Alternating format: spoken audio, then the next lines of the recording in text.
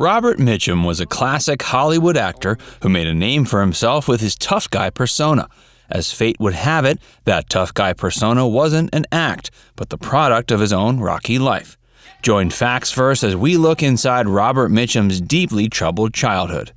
Robert Mitchum was an actor whose persona was often utilized to provide authentic grit to on-screen heroes and villains. In addition to his ability to play characters landing on both sides of the moral compass, he also had the ability to branch out into other areas of filmmaking. For example, 1958's Thunder Road had Robert not only taking on the starring role, but also writing and directing the film, as well as singing its title song. Beneath the actor's rugged good looks and innate charm, Robert had a dark edge that allowed him to stand out from the competition. Part of this dark edge came from a droopy eye that the actor received during his early days as a boxer. When Robert took on the role of a tough guy, he wasn't acting so much as being himself. In fact, many people, including Robert himself, have expressed that he wasn't much of an actor at all. Despite this, the actor's unique visage and demeanor helped him rise to the upper echelon of Hollywood's elite during his career. Besides the droopy eye Robert received during his early days as a boxer, his character was also hardened as a result of his troubled upbringing. Robert was born in Bridgeport, Connecticut in 1917. His father was a railroad worker of Irish descent, and his mother was a Norwegian immigrant. Robert's father worked hard for his wife and children, but tragedy struck when newborn Robert was still in his infancy. When he was only 18 months old, his father died in an unfortunate incident that occurred while working at a rail yard in Charleston, South Carolina. This left Robert's mother to raise him and his siblings by herself. Robert's mother raised him and his siblings single-handedly for many years before eventually remarrying. She met a man named Hugh Cunningham, who was a former officer in the Royal Naval Reserve. The man became Robert's new stepfather and did his best to help Robert's mother raise her children. But this proved to be a challenge in Robert's case, as the boy had taken to misbehaving early on. Many have speculated it was the early loss of his father and the lack of a consistent fatherly influence that caused Robert to act out at an early age. However, Robert would never have hardened into the iconic screen persona he became if he hadn't further cut his teeth by being a wild child. Young Robert had such a proclivity for misbehaving, his mother and new stepfather ended up sending the boy away to live with his grandparents when he was 12. His grandparents lived in Felton, Delaware, and Robert continued lashing out while there. Upon arriving in Felton to live with his grandparents, he got himself expelled from a handful of high schools, and the police often had to be brought in to remedy the situation. It's even been said that on one occasion, young Robert got into an all-out fistfight with one of his principals. After a while, Robert's grandparents decided they didn't want him either. From there, he was sent around to a variety of places, including to live with his older sister, who had a place for herself in New York's Hell's Kitchen. Robert didn't take any more kindly to New York than he had Delaware, and he decided he'd rather be off on his own. He wound up down in Savannah, Georgia, where local authorities took him in under the charge of vagrancy. This arrest led to Robert being forced to spend some time working in a chain gang. After a while, Robert somehow managed to escape the chain gang and made the decision to hitchhike back to his grandparents' house in Delaware. After all he had put himself through, he was ready to submit to the will of his grandparents and try to make a more honest living. It was during this time period that he met the woman who would become his first and only wife. Hey, if you're enjoying this video so far, be sure to give it a like, and subscribe to Facts First if you haven't already. After all the horrible things Robert Mitchum had been through during his childhood, he was finally ready to settle down after hitchhiking back to his grandparents' house in Delaware.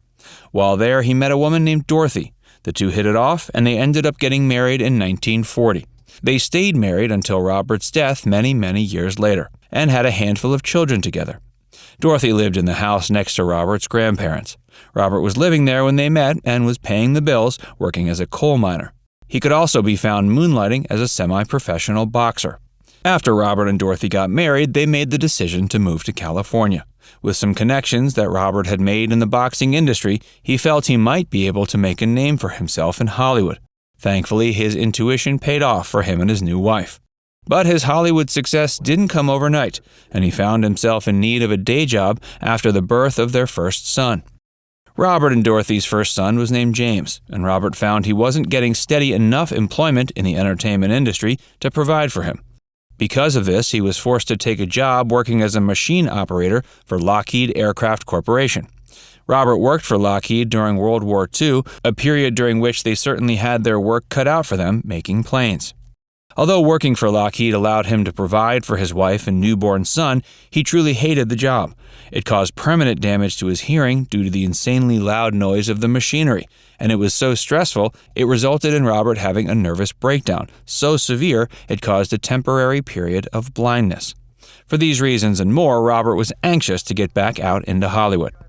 After 3 years of working as an extra and a supporting actor in the industry, Robert Mitchum's big break came when he was offered the starring role as an American soldier in the war film The Story of G.I. Joe. The film was released in 1945 and proved a major success. From there, Robert began receiving more and more roles, with some of his most iconic roles coming in the form of classic film noirs. The success of The Story of G.I. Joe ushered in a decade of hits for Robert Mitchum that culminated in his iconic turn in the classic 1955 film The Night of the Hunter. The thriller saw Robert tasked with playing an evil preacher, and it's gone down in history as one of the most highly regarded films of the time period.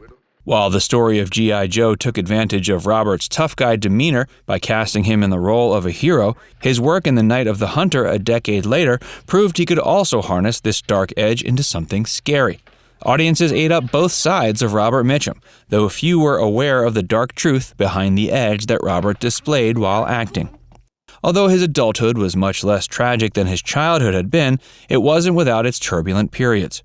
Robert continued having run-ins with the authorities into his adulthood and found himself on the receiving end of some negative public attention when he was arrested for marijuana possession in 1948.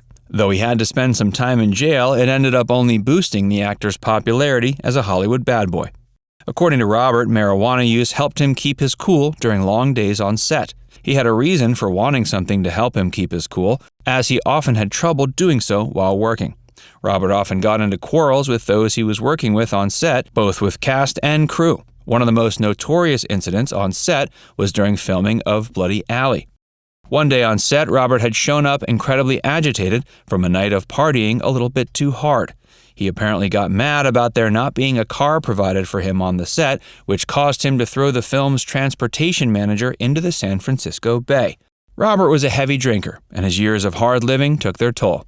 He passed away in 1997 at age 79. Now it's time to hear from you. Comment down below to share what your favorite role from Robert's filmography is. And before you go, make sure you give this video a like and subscribe to Facts First if you haven't already. Click the bell icon to stay updated on all our latest content.